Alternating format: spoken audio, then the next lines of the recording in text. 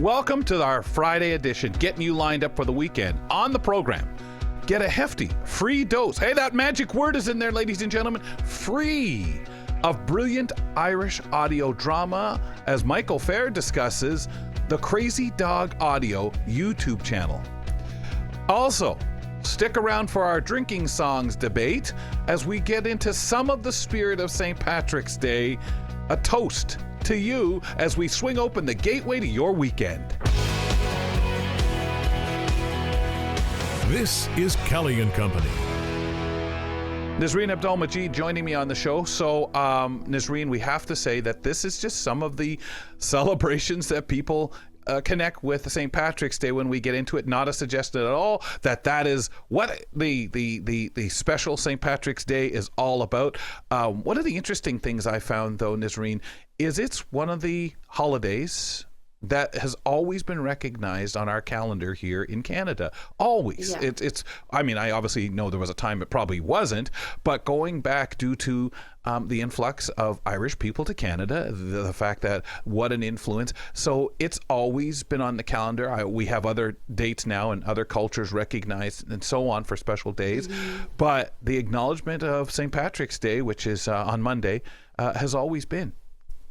Yeah, absolutely. Like, just it's so interesting how many people celebrate it and how differently everybody celebrates it as well. And I want to know, Kelly, like, how do you celebrate St. Patrick's Day? Oh boy. How do you get into the spirit of it? I know everybody goes to the pub. I mean, not everybody, but a lot of people go to the pub and that's how they celebrate it, which is, to be clear, that's not what St. Patrick's Day is all about. But it's just one of the many ways that people celebrate it. I never really did, except I tried to honor by putting something green on. Being colorblind, sometimes that's really hard to find that one little thing. I think I used to put like a shamrock pin on years ago, but I've always, paid attention. Yep, I may watch something that is from Ireland, but I've never felt, I think, comfortable because I'm not the genuine Irish article. I know many Irish people out there will say, you're Irish for a day. Take it all in and enjoy. I think the most that I would do is watch one of the parades on TV or something like that around the time of. So that's pretty well me. Is there anything particular you do? Well, actually, you know what? What I do for every single holiday, I wear the holiday themed colors just to kind of show people that I'm with you, I support you, I celebrate with you, even though I don't celebrate it myself. But it's nice to be involved in all these holidays. So for whatever holiday there is, I always wear like the color, the theme color of what the holiday is, just to kind of show my appreciation and recognition. That's awesome. And I think people appreciate that so much if someone notices, someone puts a flag out. I think that is just beautiful. Michael Feir joining us. Mike, do you do anything in particular to acknowledge St. Patrick's Day, or have you? Well, we have an Irish part of our family going back far enough. So, but we never steeped ourselves in it too much. Like we'll do we used to get those green milkshakes from McDonald's as kids. Yes. I remember that. Things like that. To hear about some of the myths. My great grandmother apparently believed in leprechauns, and if you weren't careful throwing out your laundry just right and soaked them with water, then they might get angry. They weren't always nice. Did that work on you? I was more interested than fearful, but it's all of that stuff. I generally have a celebratory drink of some kind, usually beer, because that's my preference. And usually we try and if possible we'll get together with friends, that sort of thing. It's a day for kind of gathering, celebrating kind of with people if possible. Awesome. Okay, guys, we'll talk more about it shortly when we get into the songs debate that we're going to. And Michael will get us going in a moment here as well. But first, I just want to mention, when you can't catch the show here on AMI Audio, check us out via YouTube. You can find our YouTube page. We'd appreciate if you subscribe to it. But also, remember to check out our podcast from your platform of choice. And while you're in either place, feel free to communicate, to interact, give us a rating and review if you would. to help you celebrate St. Patrick's Day, Michael Feir has tracked down some very Irish audio drama, some treasures, if we will. He's here to discuss the exploits of Roger Gregg and his Crazydog audio content. So, Mike, what sort of audio dramas that that the Crazydog Audio produce over the years? See, so they're an Irish group of dramatists and have been really widely recognized for sort of comedy. They've done a wide range. They do some serious audio dramas. They did one called Infidel. That was a historical drama about a knight in the Crusades and an incident there where he had to. They took a Muslim hostage, and he lived with them for a long time, and of course they exchanged hostages to keep the peace, right? And they did a really excellent job of this tortured soul having to take the unfortunately dead body of the hostage back to the Muslim king at the time. So it was they do a wide range. From that you go to comedy, you go to my favorite, Tread Softly Bill Lizard, where you have a strange incident with a detective with Private Eye has this cell phone that keeps dragging him as a portal to other dimensions. And he'll pick up a call and it'll suddenly transport him elsewhere. So all of a sudden he's in his thoughts, in his mind, and this monster comes out and throws him out of his speeding train of thought. And he then has to sort of try to get back home from the inside his own head. It's the weirdest, craziest thing. And they just keep, they'll put in all sorts of Irish folklore and mythology and tales, and basically work that all into this weird comedy and things that they do. Cool. Do they always use Irish actors? As far as I can tell, yes. There's at least some Irish actors in there, and I suspect a lot more are actually Irish, either Irish Americans, which there are a lot of course, and just are good at doing American accents, because that's a very, something a lot of actors will work to do, is to be able to sound American, and that I think they're putting that to use. I wouldn't be surprised if all the actors were Irish that he used. Yeah. Right. It's interesting too, Michael, because I know we talk about the sense of humor of the British. Obviously, Canadians were this way. Do you pick up a trend, whether it's in the humor, in the folklore stories, or anything of the methodology of, is there a common way they tell their stories? We think a lot about stories told in Newfoundland, since so many people came originally from Ireland. In Toronto, there's such a huge Irish community because this is where so many people came when they came to Canada. I wonder, in your listening, is there something, a way of storytelling that is a thread, a theme that you've noticed?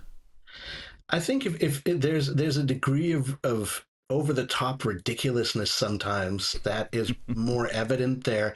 They're willing to go farther in terms of just, and it's always clever. There's a cleverness to it. You'll hear something, you'll laugh, and you'll go, "Oh, wow!" Right? I wouldn't have thought it quite that way. It really, there's a tendency to pull out these just completely different takes on things. They take something like Gulliver's Travels, which is a satire, and then they twist it and sort of interject sort of modern sensibilities into it, and you think, oh wow, okay, that might not age quite so well as perhaps the English classes would let us believe, right? So it's very much, and they're ready to poke fun at themselves a lot. There are a couple of things where, they encounter a fairy ring and they start going through all the symbols. And of course they use the symbols from the Lucky Charms, right? Magically suspicious kind of things. So like they will poke fun at how others have sort of appropriated their culture in a very kind of gentle, mocking way. So they're versatile with it. They'll go through all these different directions with that. Yeah. Do they use it as a way, Mike, to educate us watching? I mean, do you think that they're trying to educate a external audience, or primarily tell the stories for the folks who are maybe expats from Ireland, or of course the people on the aisle who tune in? Where do you think they tend to lean their target group? Which target group?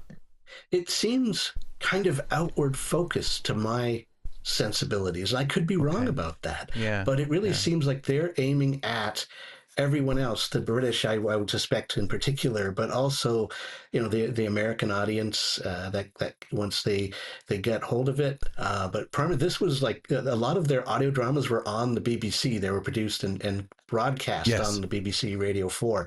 The Spill Lizard series, the Harbinger series of ones that they did. The Apocalypse of Bill Lizard is another one series that looks at is more Western mythology kind of thing. But they tackle other things too. Like they'll take a Greek myth and turn that kind of into a romp through that myth, but again with modern sensibilities added in, right? So you really get a sense of how this plays out now, if you look at some of these stories. So that I've always found really neat, the way they've done some of these things. Interesting you say that. Yeah, and interesting you say that about the BBC, because back in the day, going back many years, they had obviously, and they have their offices around the world.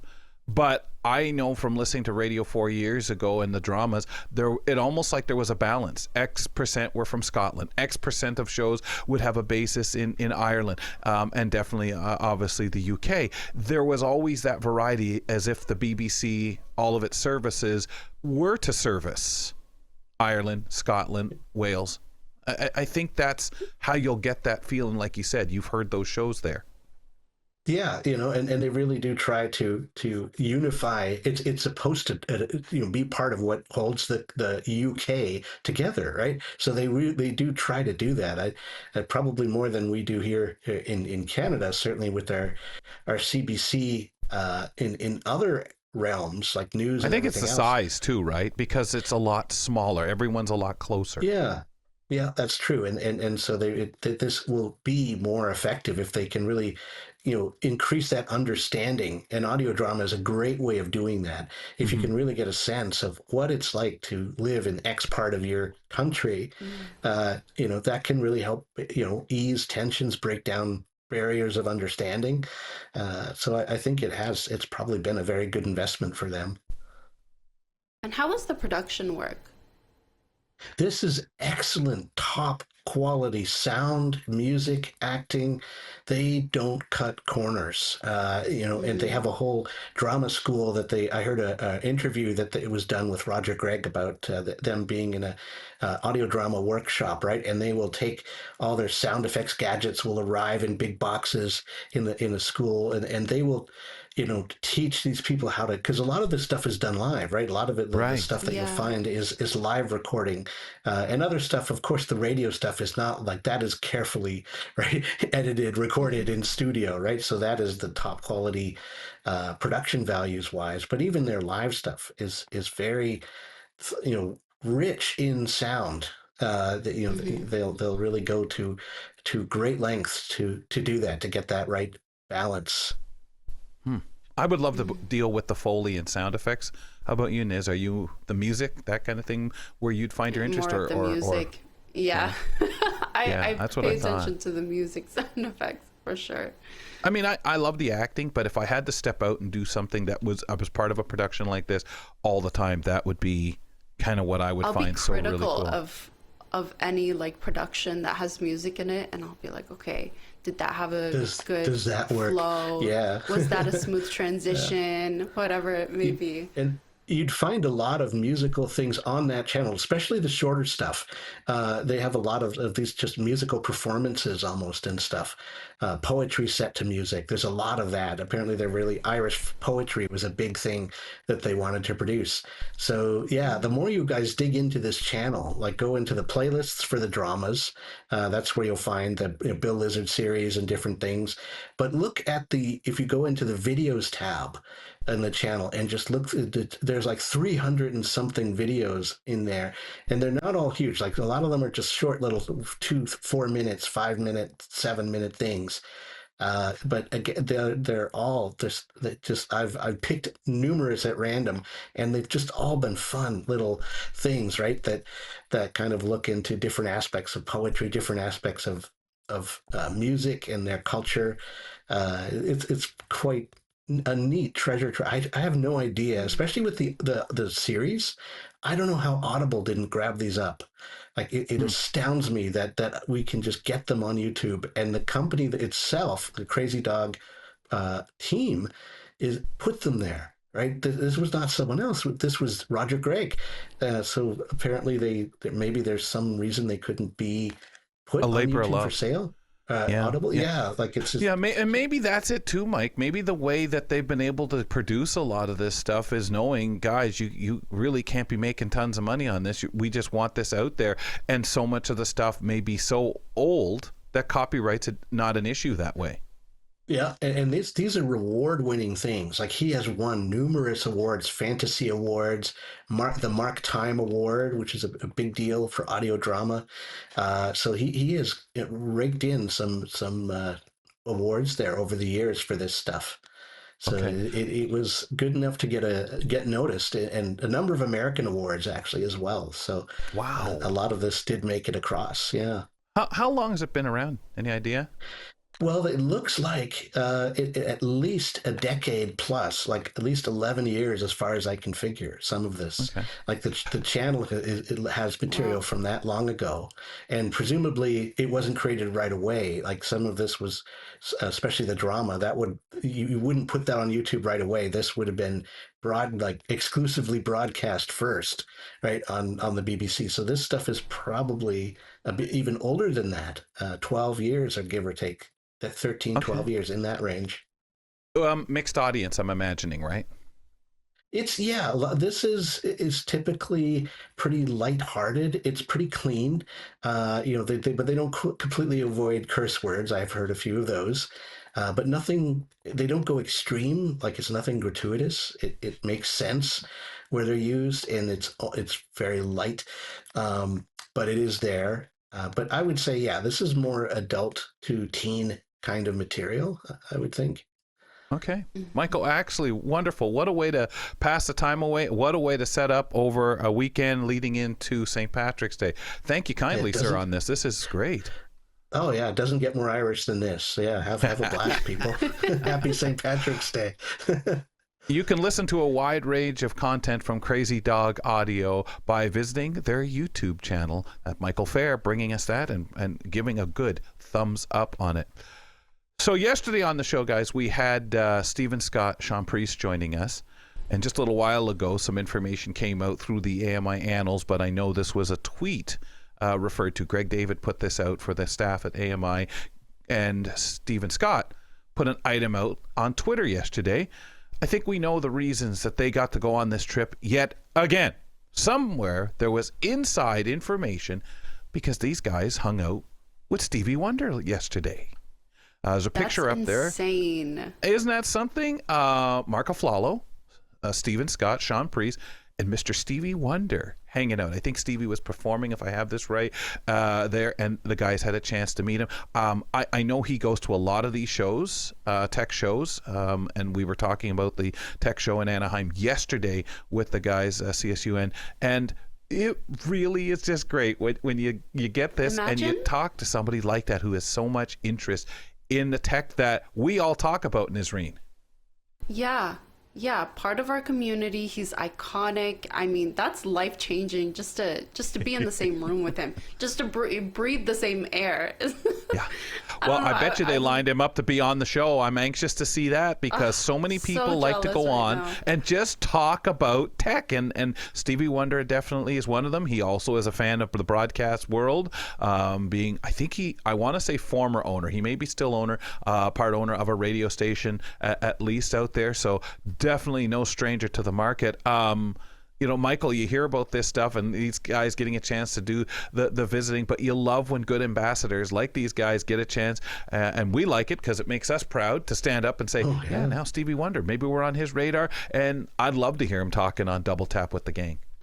Oh yeah, I'll have to pay attention for that, because I've never been a huge fan of his music, but as a person, he's awesome. Like, he's just done so much advocacy work for the blind everywhere. Really, just talking and the tech. He's very ready to demonstrate, and he's done a lot with Apple, talking about their iPhone and all of that tech that he's used. So, yes, amazing. There's Apple TV Plus. There's a Dear, what was it? Dear something. It was a bunch of letters. It's a documentary show where people write in to famous people, and the famous person gets the letter and actually takes you through. Okay, this is my story. This is how I do the things that you love. And he answered a letter from a teacher. It's a really neat thing. If you can track it down on Apple TV Plus, it's a neat thing to hear. Yeah. Wow, that's great. He's one of those inspiring representations of the disability community. Yeah, one of the great advocates by nature, right? And he's just by nature, because what he's talking about are advocacy in the areas of, this is stuff I'd like to use. This is what I'd like to see. This is what I think. And he speaks up and uses the fact that I'm Stevie Wonder. I have the means to check into this stuff to help other fellow blind people and low vision people out there. Fantastic, and congratulations to the team for getting a chance to sit down and have a chat and meet Stevie Wonder. A bunch of great ambassadors for our community getting together. Follow us on Instagram and Twitter, if you would, at Kelly & Co. AMI. I turn the floor now over to Nisreen.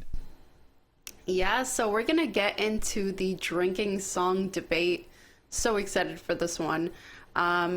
Let's get straight into the list, because we have a few going on. We're going to start off with a couple of popular Irish drinking songs to get in the spirit of St. Patrick's Day, of course. And number one is The Wild Rover, the Dubliners, a classic pub song about giving up drinking, but ironically popular in pubs. What do you think of that one?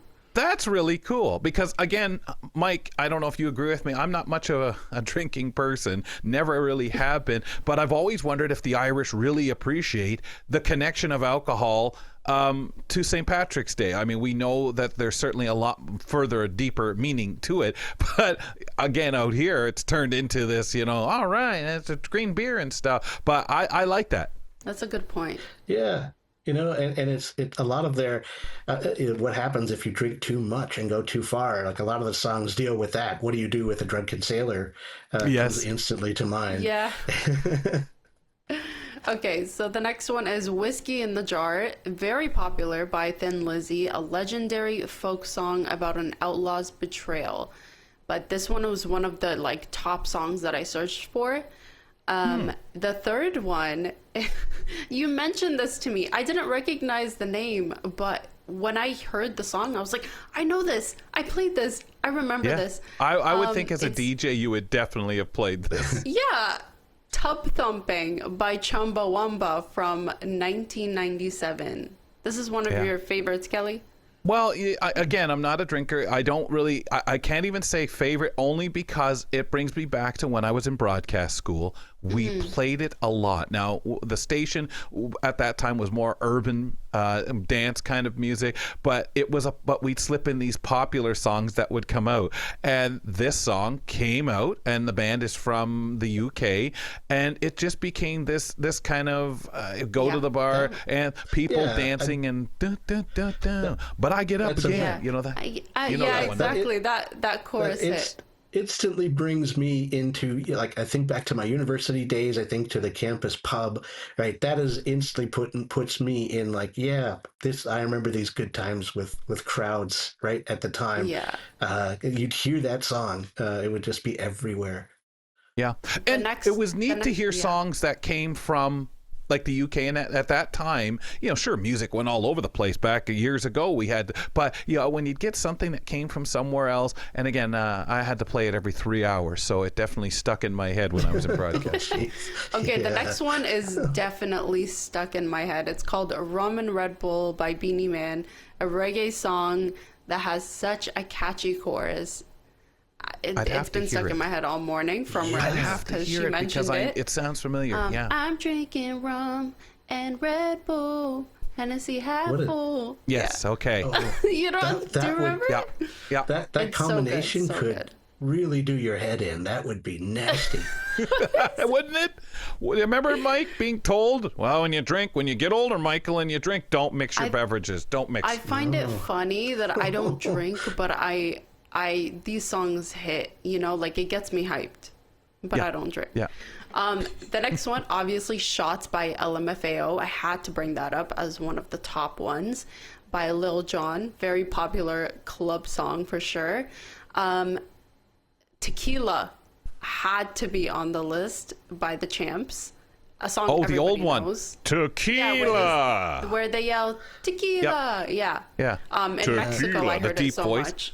Yeah, Mike, the deep voice they throw in these songs back then, and you'd hear that, the sounds. Oh, yeah. It's interesting, too, because I think why we call these the drinking songs is just they're the ones that people couldn't help themselves. Of course, with a little liquid courage, they'd do it even more so. But people would sing. They'd scream them out. Yep. Didn't care if it sounded terrible. People who couldn't sing at all would be all over it.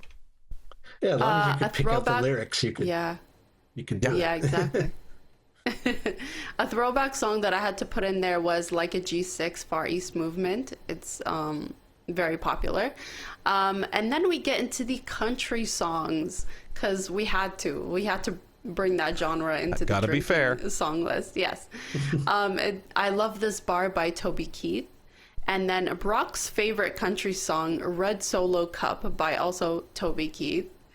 And Friends in Low Places by Garth Brooks, a country classic, often heard in bars, of course. Interesting. So, yeah. I wouldn't. Wow. Yeah. Okay, I've never been to a gathering where I can remember any of those last ones. Guys, there's so many country songs that promote drinking. I didn't know.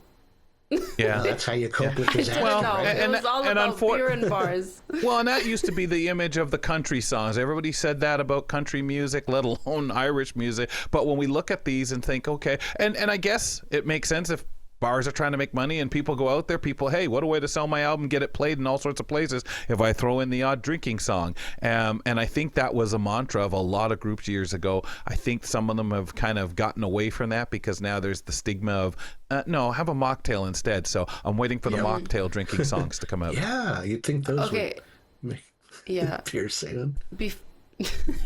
Before we go, Mike, I wanna hear, what's your anthem for drinking? What's your anthem? Wow, song? I don't know that I've really pushes come you up over with the edge. Like I think of maybe Peter Cetera, some of his stuff, some of there was one Timber by that's gonna bug me now. But instant Kesha? Yeah, that sounds right. And Kesha and Pitbull. Yeah. Yes, Pitbull. That would have bugged me till the end of time. Thank you. Yeah, no, that's one that if I hear it, I instantly think that is a good time song. That's something a good one. Yes. It goes well in parties and gatherings. Yeah. I wanted to make this list longer, but limited time. What was the other one? The Limited Proclaimers? time. I thought that would be on your list. I've walked 500 miles, that one. Yeah, that's a good one too. 500-mile song. Yeah. I thought that was. It's a very short list. I wish I could. I brought more. See, and again, so many. That lyric just instantly, I'll hear that 500 miles, and it sounds cheerful, but you think, that's a lot of work. Oh gosh, work and some of the description in that. No. Folks, also again, as we talked about, not our suggestion that this is what St. Patrick's Day is about. We just we were talking, and Nisreen brought this up. I'd like to make a list of these songs because I'm curious. Thanks, guys. Appreciate it. Niz, do you want some call to action? Let us know which song is your favorite drinking song in the comments below. We want to hear it. Okay. And you'll put something probably up on Instagram and Twitter, so keep a look for that, folks. Email us at kellyco@ami.ca and call us at 1-866-509-4545. On our next show, Oil of oregano is recognized as a natural remedy for colds, thought to reduce inflammation, and it's claimed to help with digestion. But is oil of oregano proven to live up to all that hype? Nutritionist Julie Cranches will set the record straight Monday on the next edition of Kelly & Company. Now, get out of here, will ya? Thanks for tuning in to Kelly & Company. Follow us on all social media, and don't forget to like and subscribe to the channel for more.